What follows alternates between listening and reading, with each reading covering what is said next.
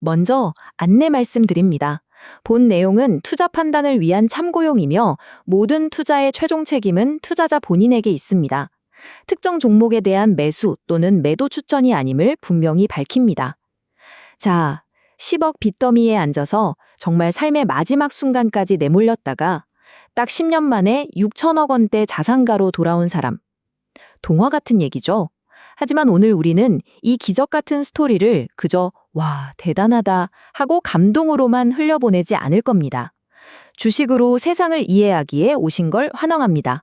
오늘은 이 놀라운 역전 드라마, 켈리 최 회장의 성공 철학 속에서 우리 투자자들이 반드시 훔쳐와야 할 멘탈 운영 체질을 아주 날카롭게 해부해 볼 생각입니다.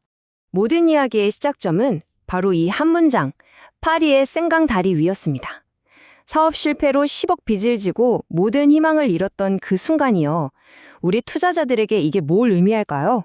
네, 바로 계좌가 녹아내리고 내 모든 분석이 틀렸다고 느껴지고 시장에서 완전히 퇴출당할 것만 같은 바로 그 공포의 순간입니다.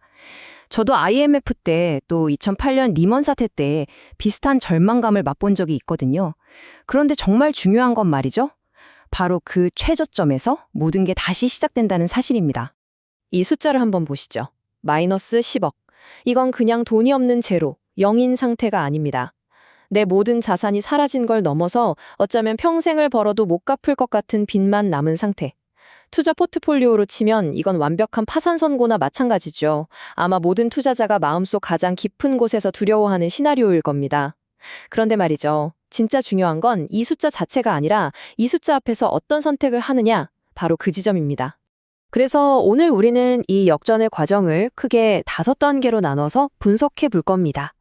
먼저 실패의 밑바닥에서 생존의 의미를 되짚어보고 켈리 최 회장이 말하는 생각의 운영 체제, 웰싱킹이 대체 뭔지, 그리고 왜 시스템이 인간의 나약한 의지보다 강한지를 파헤쳐 볼 겁니다.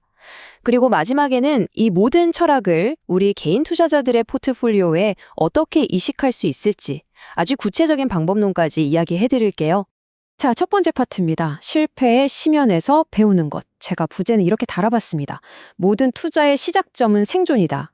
워런 버핏의 제1원칙 다들 아시죠? 절대 돈을 잃지 마라. 제2원칙은요? 제1원칙을 절대 잊지 마라. 이게 무슨 뜻이겠습니까? 수익을 쫓기 전에 이 험한 시장에서 살아남는 게 먼저라는 겁니다. 아무리 좋은 종목도 내가 시장에서 퇴출당한 뒤에 오르면 그게 다 무슨 소용이겠어요. 자, 이 표가 핵심입니다. 켈리 최 회장은 생각의 틀을 결핍과 풍요, 이 두 가지로 나누더군요. 이걸 우리 투자에 그대로 한번 적용해 볼까요?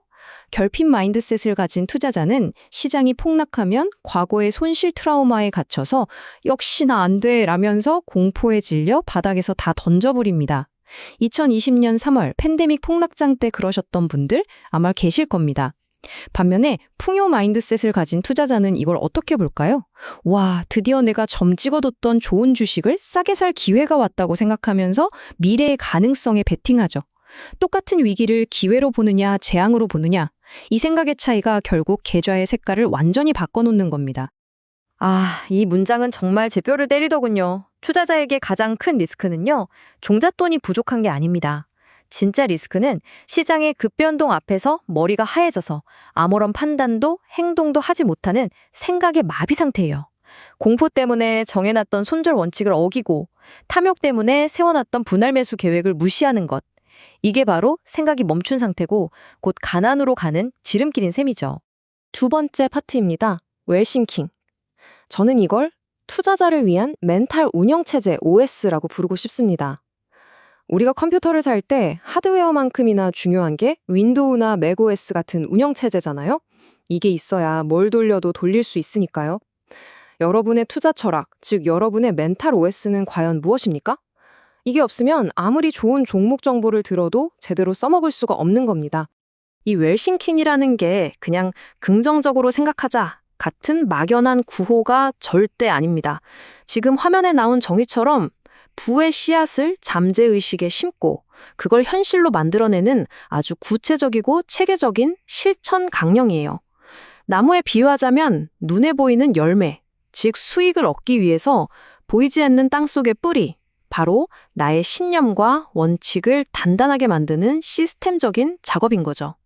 자, 이 웰싱킹을 떠받치는 7가지 뿌리입니다. 시간을 좀 들여서 이걸 우리 투자자의 언어로 번역해 보죠. 첫째, 핵심 가치. 이건 나의 투자 원칙입니다.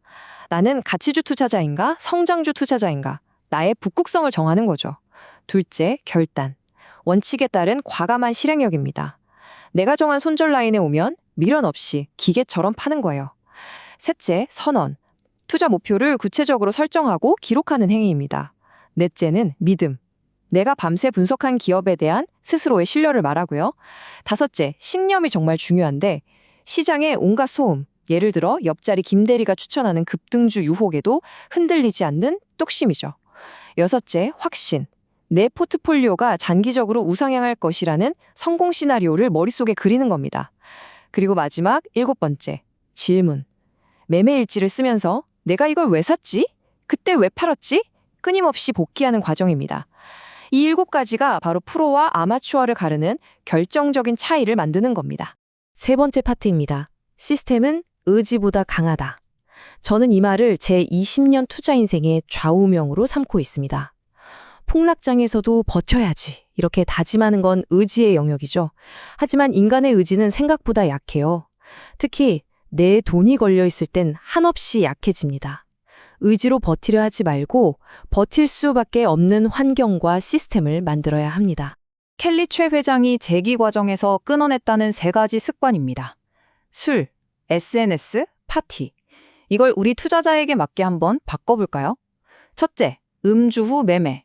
이건 뭐 그냥 돈을 갖다 버리는 행위죠. 감정적이고 충동적인 판단을 유발합니다. 절대 금물입니다. 둘째, 불필요한 주식 단톡방이나 커뮤니티 활동. 온갖 찌라시와 검증되지 않은 루머의 온상입니다. 시장의 소음을 차단해야 내 분석이 명료해져요. 셋째, 실체 없이 유행만 쫓는 테마주 추종. 이건 마치 파티에서 누가 좋다고 하니까 덩달아 사는 것과 똑같습니다. 내 분석과 철학이 없는 투자는 결국 실패하게 돼 있습니다. 그가 강조하는 골든 모닝 루틴입니다. 투자자에게 아침 9시 개장 전 30분은 정말 황금 같은 시간이죠. 이 루틴을 이렇게 적용해 봅시다. 1단계, 차분하게 명상하며 평정심을 찾습니다. 밤사이 미국 증시가 폭락했더라도 흥분하지 않게요.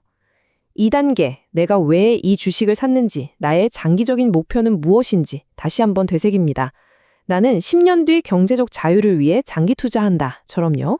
그리고 3단계, 간밤에 나온 블룸버그나 로이터의 주요 뉴스와 KB증권, 삼성증권 같은 신뢰도 있는 기관의 리포트를 확인하면서 이성적인 판단의 근거를 마련하는 겁니다. 감정이 아니라 데이터로 하루를 시작하는 거죠. 특정 분야를 통달하고 싶으면 관련 책을 100권 읽어라. 저도 이 말에 깊이 공감합니다. 만약 여러분이 반도체 섹터에 제대로 투자하고 싶다면 관련 기술 서적, 산업 리포트, 애널리스트 분석 자료, 거시경제 책까지 최소 100개는 파고 들어야 한다는 겁니다. 왜냐고요?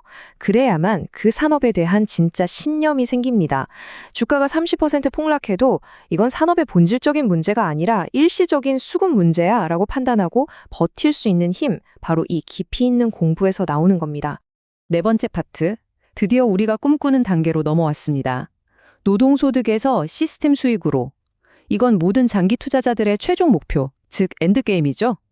내가 회사에서 열심히 일해서 버는 돈, 즉 노동소득에만 의존하는 게 아니라 내 돈이 주식시장에서 나를 위해 24시간 일하게 만드는 시스템, 즉 자본소득을 구축하는 것.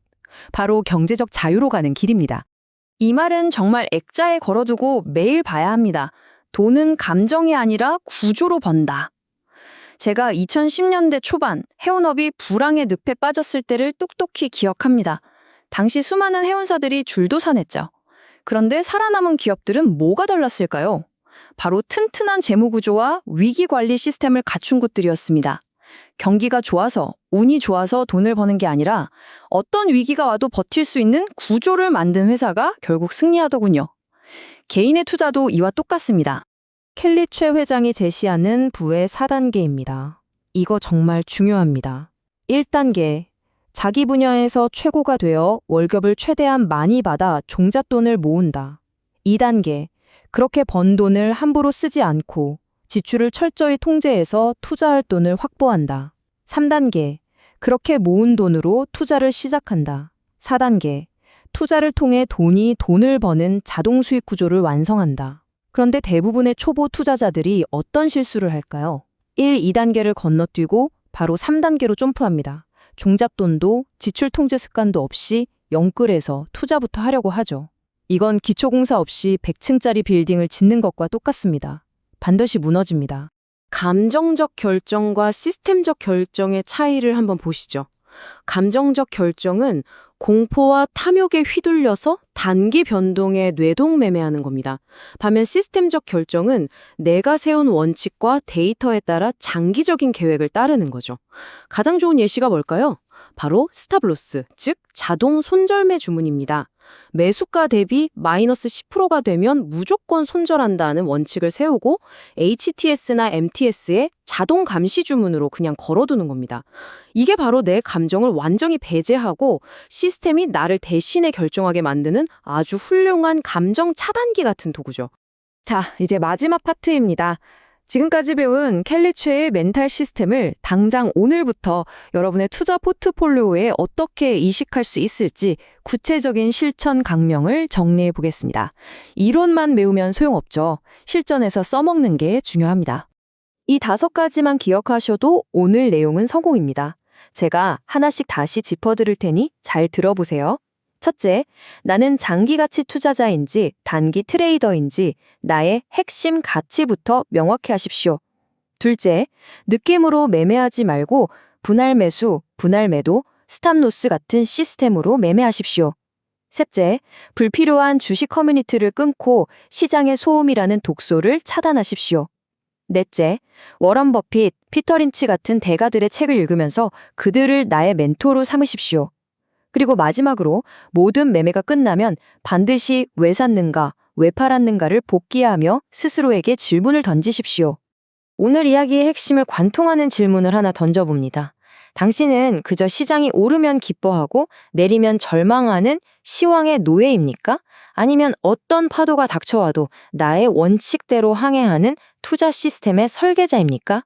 이 질문에 대한 답이 여러분의 미래 계좌를 결정할 겁니다. 결론입니다. 주식시장에서 장기적으로 이기는 사람은 단순히 존버하는 사람이 아닙니다. 막연하게 버티는 게 아니라 자신만의 명확한 철학과 원칙, 즉 시스템을 가지고 버티는 사람입니다. 물론 시스템이 있다고 해서 돈을 안 잃는 건 아니죠. 대신 훨씬 더 똑똑하고 이성적으로 잃게 될 겁니다. 그리고 그 과정에서 배우면서 결국엔 더 크게 얻게 되는 거고요. 이제 뭐 부장님한테 깨지고 와서 충동적으로 매수 버튼 누르는 일은 없어야겠죠?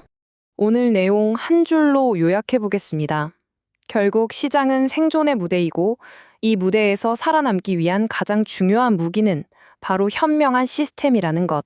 오늘 내용이 여러분의 투자 멘탈을 다지는데 조금이라도 도움이 되셨다면 구독과 좋아요, 알림 설정 꼭 부탁드립니다. 여러분의 클릭 한 번이 저희가 더 깊이 있는 분석을 만드는데 정말 큰 힘이 되거든요. 그럼 다음 시간에 더욱 날카로운 분석으로 다시 찾아뵙겠습니다. 지금까지 주식으로 세상을 이해하기였습니다.